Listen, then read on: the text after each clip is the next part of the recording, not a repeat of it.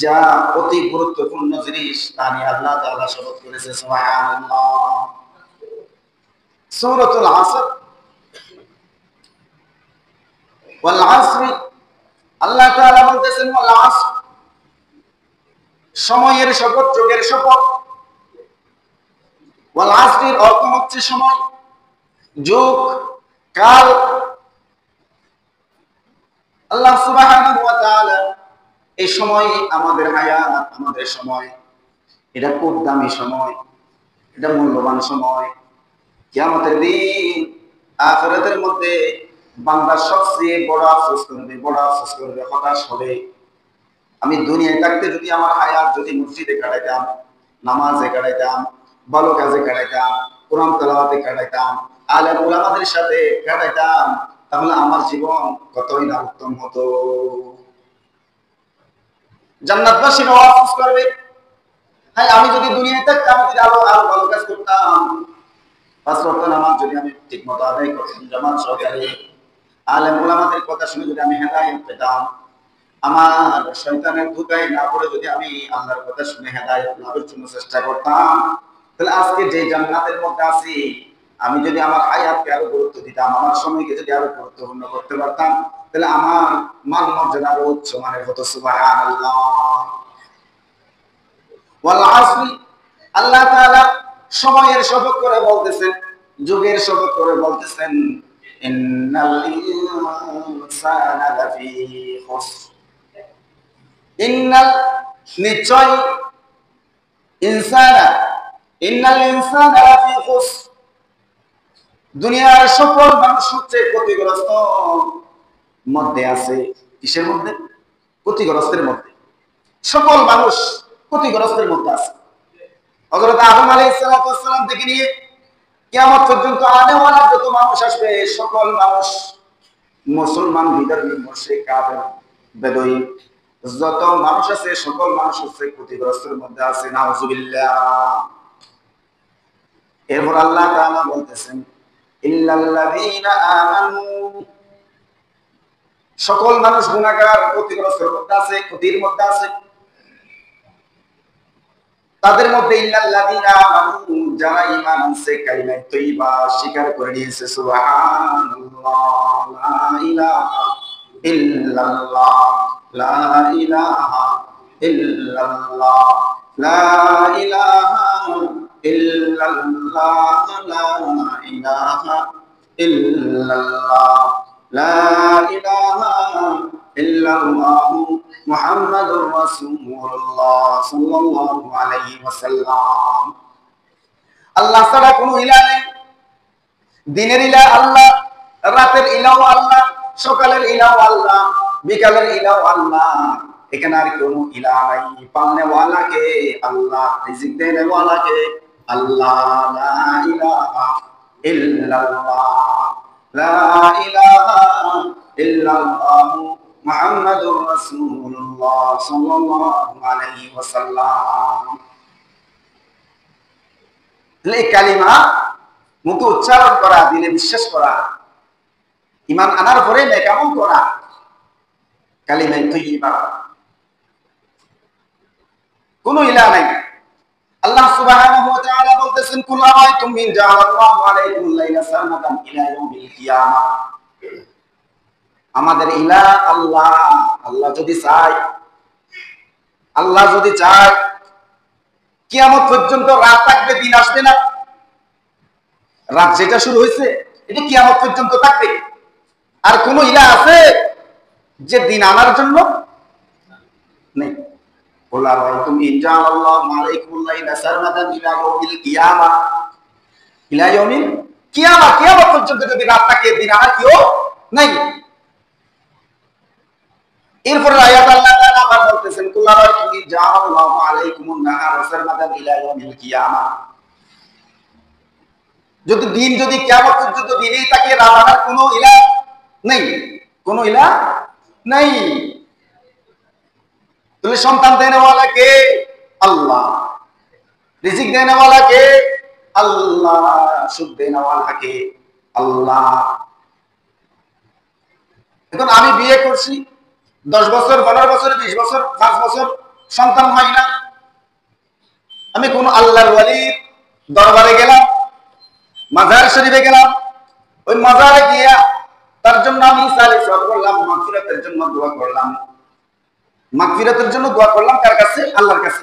আল্লাহ ইয়া বারি তাআলা এই পীর সাহেব এই আল্লাহর ওলি আল্লাহ জান্নাতবাসী করুন, জান্নাতি হলে আরো তার মর্যাদা বাড়িয়ে দিন। দোয়া করতে করতে করতে আসার সময় যদি বলে, ও আল্লাহর ওলি, আমার তো কোনো সন্তান হয় না, তুমি আমাকে একটি সন্তান দাও। নাউজুবিল্লাহ।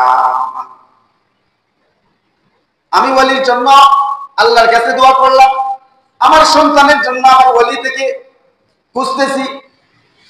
তাহলে যে আল্লাহ ওলিকে মাফ করে দিতে পারে, জান্নাত দিতে পারে, জাহান্নাম হারাম করে দিতে পারে, ওই আল্লাহ আমাকে সন্তান দিতে পারে। সুবহানাল্লাহ। লিল্লাহি মুলকুস সামাওয়াতি ওয়াল আরদ ইয়াখলুকু মা ইয়াশা ইয়াহাবু লিমান ইয়াশা ইনাতান ওয়া ইয়াহাবু লিমান ইয়াশা যুকুর। আসমান জমিনের মালিক কে? লিল্লাহি মুলকুস সামাওয়াতি ওয়াল আরদ ইয়াখলুকু মা ইয়াশা। আল্লাহ যাকে চায় তাকে সৃষ্টি করে, যা ইচ্ছা তাই সৃষ্টি করে। ইয়াহাবু লিমান ইয়াশা ইনাতান ওয়া ইয়াহাবু লিমান ইয়াশা যুকুর। আল্লাহ যাকে ইচ্ছা কন্যা সন্তান দান করে, যাকে ইচ্ছা ছেলে সন্তান দান করে। সুবহানাল্লাহ। আর যাকে ইচ্ছা উভয়টি দান করে। আর যাকে ইচ্ছা মন্দা বানাই, ওই নারীকে বানাই যে নারী কোনোদিন সন্তান দিতে পারবে না। সন্তান দেনেওয়ালা কে? লা ইলাহা ইল্লাল্লাহ। আল্লাহ ছাড়া কোনো ইলাহ নাই। সকালের ইলাহ আল্লাহ, বিকালের ইলাহ আল্লাহ, রাতের ইলাহ আল্লাহ, দিনের ইলাহ আল্লাহ, সন্তান দেনেওয়ালাও আল্লাহ। লা ইলাহা ইল্লাল্লাহ, লা ইলাহা ইল্লাল্লাহ, লা ইলাহা ইল্লাল্লাহু মুহাম্মাদুর রাসূলুল্লাহ সাল্লাল্লাহু আলাইহি ওয়াসাল্লাম। তাহলে আল্লাহ তাআলা সময়ের শপথ করে বলতেছেন, সকল মানব জাতি ক্ষতিগ্রস্তের মধ্যে আছে। ওয়াল আসরি ইন্নাল ইনসানা লাফি খুসর ইল্লাল্লাযীনা আমানু।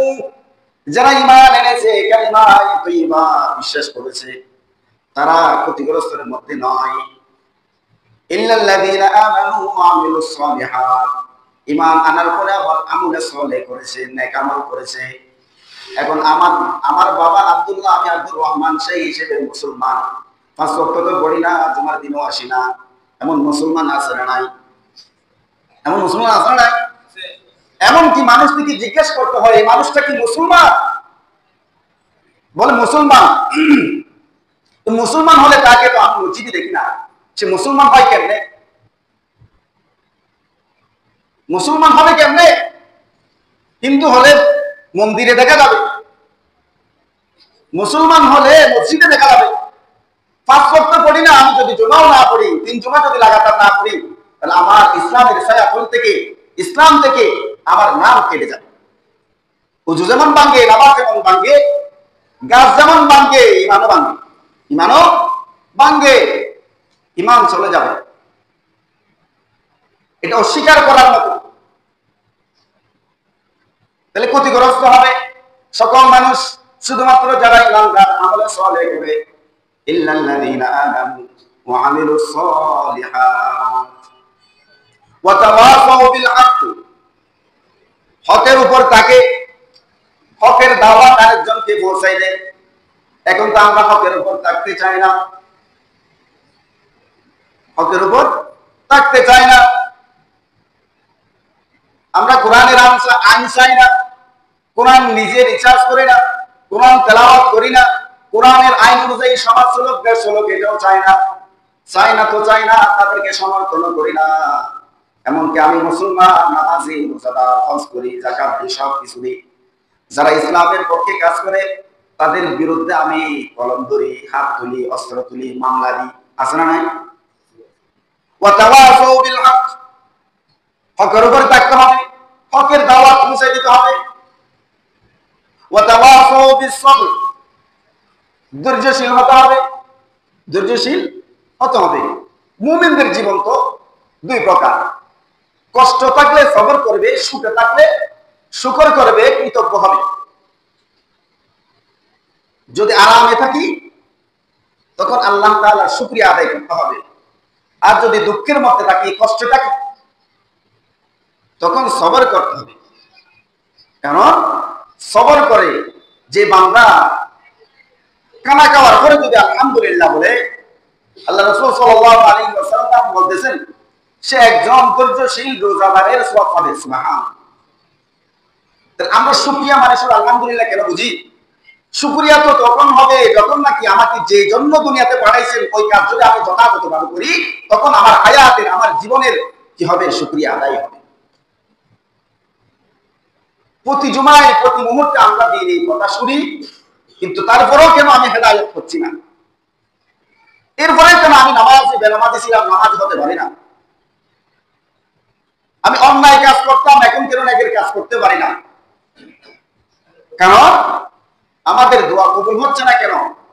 আমাদের কানায় বেজাল, কানায় হারাম, কাপড়ে হারাম, ফরনে হারাম, বলার মধ্যেও হারাম, চলার মধ্যেও হারাম। সেজন্য আমাদের দোয়া আল্লাহ তাআলা কবুল করতেছে না।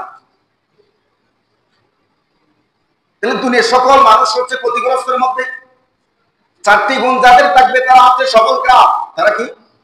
তারা হচ্ছে সফল কাম। এক নম্বর, ঈমান থাকতে হবে, খাঁটি ঈমান। শুধু নাম কি ওয়াস্তা মুসলমান হলে চলবে না। ঈমান আছে আল্লাহ, লা ইলাহা ইল্লাল্লাহ, ইলাহা নাই, কোনো ইলাহা নাই আল্লাহ ছাড়া। এটা কাজে কর্মে কথায় সব কানে বাস্তবায়ন দেখাতে হবে। মুখে এক কথা, দিলে আরেক কথা, তাহলে তাকে বলা হয় মুনাফিক। আমি মুসলমানের নাম আব্দুল্লাহ, কিন্তু আল্লাহর উপর বিশ্বাস নাই। কোন একটা যদি বিপদ আসে হাই হুতাশ করি, শুধু আল্লাহ আমাকে দেখে বিপদ দেওয়ার জন্য। এই যে ধৈর্য হারা হয়ে গেছি। আর যখন হকের পক্ষে ডাকে, তখন আমাদেরকে হক গ্রহণ করতে হবে, ওই সত্যটা গ্রহণ করতে হবে। আর এই কালিমা, দুনিয়ার যে কালিমা আমরা পড়ি, লা ইলাহা ইল্লাল্লাহ মুহাম্মাদুর রাসূলুল্লাহ, এটা শুধু মসজিদের কালিমা নয়, এটা জান্নাতের কালিমা। সুবহানাল্লাহ, সুবহানাল্লাহ। আমরা অনেক সময় হতাশ হয়ে যাই। আমরা তো নাফরমান করতে করতে দিল এমন হয়ে গেছে যে মনে হচ্ছে নিজে তওবা করলেও আল্লাহ তাআলা মাফ করবে না। নাউজুবিল্লাহ। আল্লাহর রহমত থেকে নয়রাশ হওয়া যাবে না, নয়রাশ হওয়া যাবে না। সেজন্য সময়ের গুরুত্ব, হায়াতের গুরুত্ব। আমি যুবক ছিলাম, শিশু ছিলাম, এখন আস্তে আস্তে বৃদ্ধের দিকে যাচ্ছি। মানুষ দুই জায়গায় অবহেলা করে। এক, সুস্থ থাকতে আল্লাহর ইবাদত করে না, আল্লাহর ইবাদত করে না। দুই নম্বর হচ্ছে মানুষ যখন ফ্রি থাকে তখন ইবাদত করে না। যখন অসুস্থ হয় তখন আফসোস করে, হায় যদি আমার মাথা ভালো থাকতো, হায় যদি আমি চিন্তাটা যথাযথ মাটির মধ্যে দিতে পারতাম। কেন? তুমি সুস্থ ছিলে না। আল্লাহ রাসূল বলতেছেন মানুষ সবচেয়ে দুই জায়গায় গাফেল। যখন সুস্থ থাকে তখন অসুস্থতার আগে ইবাদত করে না, আর যখন ফ্রি থাকে, কাজ থেকে ফারেক হয়, তখন তারা ইবাদত করে না। আর যখন ব্যস্ত থাকে তখন বলে আমি যদি ইবাদত করতে পারতাম। হায়াত এটা আমাদেরকে এমনি এমনি দেয় নাই, এমনি এমনি দেয় নাই। শুধু সন্তান বিবি পালার জন্য দেয় নাই। যে বিবির জন্য আমি হারাম খাই, ওই বিবি আমার সাথে যাবে না। যে সন্তানের জন্য আমি হারাম খাই, ওই সন্তান আমার সাথে যাবে না। মান রব্বুকে আমাকেই বলবে, ওই কবরের মধ্যে জবাব আমাকেই দিতে হবে। সেজন্য সূরা আসরের মধ্যে আল্লাহ তাআলা ওয়াল আসরি বলে যে শপথ করেছেন, এটা আমাদের হায়াতকে, জীবনকে গুরুত্ব দেওয়ার জন্য শপথ করেছেন। সুবহানাল্লাহ। তাহলে সংক্ষেপ, ওয়াল আসর, আল্লাহ তাআলা বলতেছেন সময়ের শপথ, যুগের শপথ। ইন্নাল ইনসানা লাফি খুসর, নিশ্চয় মানব জাতি সকলেই ক্ষতিগ্রস্তের মধ্যে আছে। ইল্লাল্লাযীনা আমানু ওয়া আমিলুস সালিহাতি ওয়া তাওয়াসাউ বিল হাক্কি ওয়া তাওয়াসাউ বিস সবর। শুধুমাত্র ক্ষতিগ্রস্তের মধ্যে নাই কারা কারা? চারজন ব্যক্তি, চার শ্রেণীর ব্যক্তি। এক শ্রেণীর ব্যক্তি হচ্ছে যারা ঈমান আনছে।